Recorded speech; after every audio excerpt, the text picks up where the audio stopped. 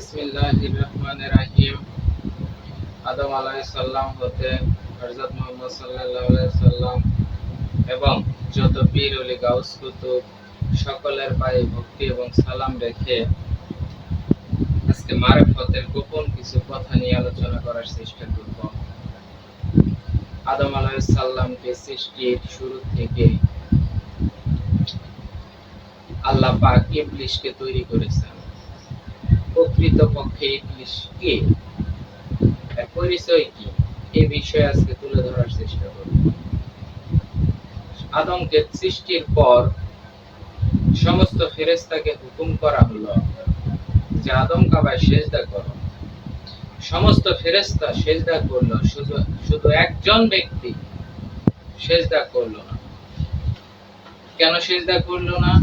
আল্লাহ পাক প্রশ্ন করার পর উত্তর দিল যে আমি আগুনের তৈরি, আর আপনি যাকে তৈরি করেছেন কাদা মাটির থেকে, সে মাটির তৈরি, আমি তাকে সেজদা করব না। তার মধ্যে যে অহংকারের সৃষ্টি হলো, এই আজাজিল ফেরেশতা, তার ভিতরে অহংকারের সৃষ্টি হলো। এখন আমার প্রশ্ন, তখন তো ইবলিস ছিল না, তখন তো শয়তান ছিল না, তাহলে ফেরেশতা আজাজিল ফেরেশতার অন্তরের মধ্যে কোন ব্যক্তি আছে যে অহংকার ঢুকিয়ে দিল? অহংকার তো শয়তানের কাজ, গুনাহ করা তো শয়তানের কাজ। তাহলে আল্লাহর হুকুম যে অমান্য করলো, সে গুনাহ করলো, এই গুনার কাজটা তাকে কে করালো? এই বিষয় কিন্তু আমরা জানি না বা জানার চেষ্টাও করি না। আদমের ভিতরে স্বয়ং আল্লাহ প্রবেশ করে বলল আদমকে সেজদা করা মানে আমাকে সেজদা করা। ঠিক আজাজিল ফেরেশতার ভিতরে আল্লাহর আরেকটি রূপ প্রকাশ ঘটলো। যেমন একটি উদাহরণ দিলে আপনারা সহজেই বুঝতে পারবেন।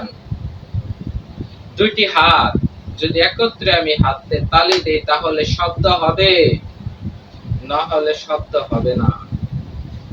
বর্তমান জামানায় বিগত দিনে আমরা সিনেমা দেখে থাকি, যে পরিচালক সিনেমা লেখে, সিনেমা যখন তৈরি হয়, আমরা যখন টেলিভিশনে মোবাইলের মধ্যে সিনেমা দেখি, একটা থাকে ভিলেন, একটা থাকে নায়কের গ্রুপ, একটা ভালো একটা মন্দ, তাদের মধ্যে সংঘর্ষ হয়, ঝগড়া ফ্যাসাদ হয়।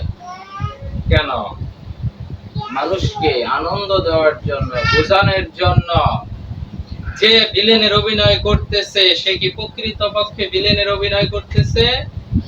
একজনের কথা মতো করতেছে। আর যে ব্যক্তির কথা মতো করতেছে সেই ব্যক্তির কথা মতো কিন্তু নায়ক অভিনয় করতেছে। ঠিক পরিচালক হলো স্বয়ং আল্লাহ নিজে। আর সেই পরিচালক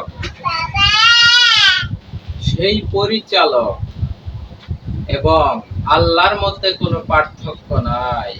ঠিক আল্লাহ পাক আজাজিল ফেরেশতা যে বানিয়েছিল শয়তান, তার মধ্যে যে অহংকারের সৃষ্টি হলো, সেই অহংকার স্বয়ং আল্লাহ নিজেই করে দিল।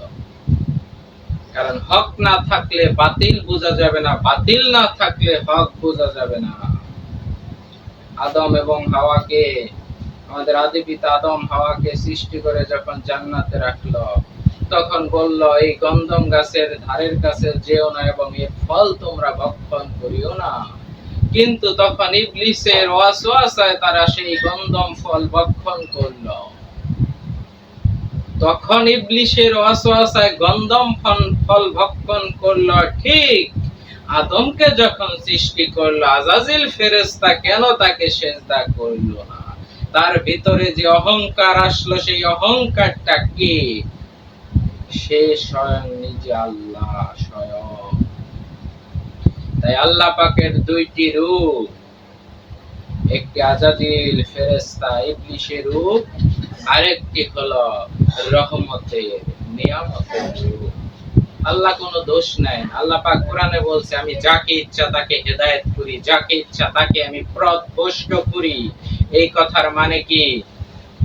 কোরআন আল্লাহ পাক বলতেছে আমি যাকে ইচ্ছা হেদায়েত দান করি, যাকে ইচ্ছা আমি পথভ্রষ্ট করি। এবং অন্য আয়াতে এসেছে সমস্ত বিপদ আপদ মুসিবত আল্লাহর হুকুম ছাড়া আসে না। তাহলে যত বিপদ আপদ মুসিবত মানুষের উপর আসতেছে সব আল্লাহর হুকুমে আসতেছে। আল্লাহর হুকুমে যদি বিপদ আপদ মুসিবত এসে থাকে, তাহলে এখানে শয়তানের দোষ কোথায়? কোনো দোষ নাই, কারণ আল্লাহ নিজের ঘাড়ে কোনো দোষ নেয় নাই। যেমন মানুষ মৃত্যুর সময় যে ফেরেশতা মানুষের রূহ কবজ করে নিয়ে যায়, সেই ফেরেশতাকে মানুষ কেউ দোষ দেয় না। কেন? যে কোন একটা উসুলার মাধ্যমে তার মৃত্যু হয়, কিন্তু প্রকৃত পক্ষে আজাজিল ফেরেশতাই কিন্তু, এই আজাজিল মৌতের যে ফেরেশতা রয়েছে আজরাইল, সেই কিন্তু জান কবজ করে থাকে। কিন্তু দোষ পরে গাড়ি অ্যাক্সিডেন্টে মারা গেছে, পানিতে পড়ে মারা গেছে, কারেন্টে আটকে মারা গেছে, এগুলা সব ভুয়া। ঠিক যে ব্যক্তি গুনার কাজ করতেছে, অন্যায় অপরাধ করতেছে, সেগুলো আল্লাহ স্বয়ং নিজে করাইতেছে, দোষ দেওয়া হইতেছে আর ইবলিস শয়তান করাইতেছে। তাহলে এর দ্বারা বোঝা যাইতেছে আল্লাহ পাক দুই রূপ, একটি রহমত নিয়ামতের রূপ, আরেকটি ইবলিস শয়তানের রূপ। আল্লাহ কোনো দোষ নিতেছে না। আর আমাদের প্রত্যেক বান্দাকে, প্রত্যেকটা মানুষকে আল্লাহ পাক আবার কোরআনে বলে দিয়েছে, যেমন সূরা আনকাবুত 18 নং আয়াত, স্পষ্ট ভাবে সুস্পষ্ট ভাবে প্রচার করা ছাড়া রাসূলের আর কোনো কাজ নাই। আল্লাহর বাণী প্রচার করার জন্যই আল্লাহ পাক রাসূল পাঠিয়েছে, আর কোনো কাজ নাই। সূরা কাসাসের 56 নং আয়াত আল্লাহ পাক বলতেছে, আপনি যাকে ভালোবাসেন ইচ্ছে করলে তাকে হেদায়েত করতে পারবেন না, বরং আল্লাহ যাকে ইচ্ছে সৎ পথে আনয়ন করে। নবীকে বলতেছে, নবী আপনি যারা ভালোবাসেন তাকে আপনি হেদায়েত দিতে পারবেন না, আমি যারে চাই তাকে আমি হেদায়েত। তাহলে এখানে ক্ষমতার মালিক কে? আল্লাহ। ভালোর মালিক আল্লাহ, খারাপের মালিক আল্লাহ। সূরা মুহাম্মদ 17 নং আয়াত, আর যারা হেদায়েতের পথ গ্রহণ করেছে আল্লাহ তাদের হেদায়েত বৃদ্ধি করেন এবং তাদেরকে তাদের তাকওয়া দান করেন। সূরা জুমার 3 নং আয়াত, নিশ্চয় আল্লাহ মিথ্যাবাদী কাফেরদের হেদায়েত দেন না। সূরা ইনসান 3 নং আয়াত, নিশ্চয় আমরা তাকে পথ দেখিয়েছি, হায় সে কৃতজ্ঞ হবে, না হয় সে অকৃতজ্ঞ হবে। একজন মানুষকে দুইটা রাস্তা দেখিয়ে দিয়েছে রাসূলের মাধ্যমে, সৎ পথ এবং ভুল পথ। এখন যে ব্যক্তি যে দিকে যাওয়ার জন্য মনের থেকে, অন্তর থেকে কামনা বাসনা করবে যে আমি ভালোর দিকে যাব, ওই ব্যক্তি হেদায়েত প্রাপ্ত হবে।